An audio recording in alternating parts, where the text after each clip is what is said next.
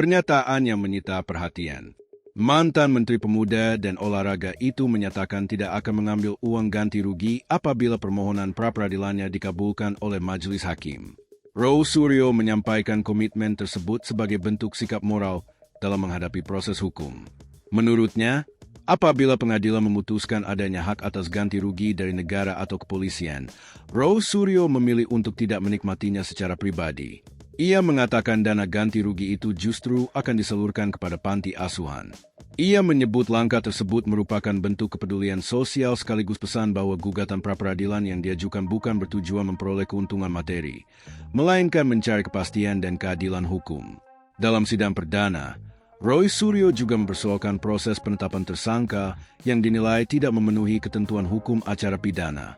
Mereka meminta majelis hakim menguji legalitas tindakan penyidik, termasuk prosedur penyelidikan, penyidikan, hingga penetapan status tersangka terhadap Roy Suryo.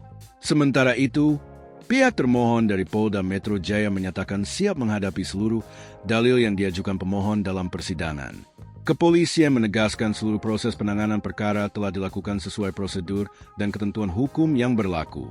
Perkara pra-peradilan ini berkaitan dengan penetapan Rose Suryo sebagai tersangka dalam kasus dugaan penyebaran informasi yang berkaitan dengan polemik ijazah Presiden ke-7 RI Joko Widodo.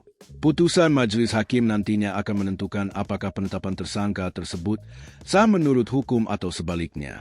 Di luar substansi hukum, pernyataan Rose Suryo mengenai rencana menyumbangkan uang ganti rugi menjadi perhatian publik.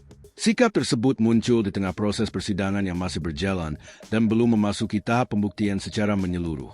Majelis hakim dijadwalkan melanjutkan pemeriksaan dengan mendengarkan jawaban dari pihak termohon, dilanjutkan penyampaian alat bukti dan argumentasi hukum dari kedua belah pihak.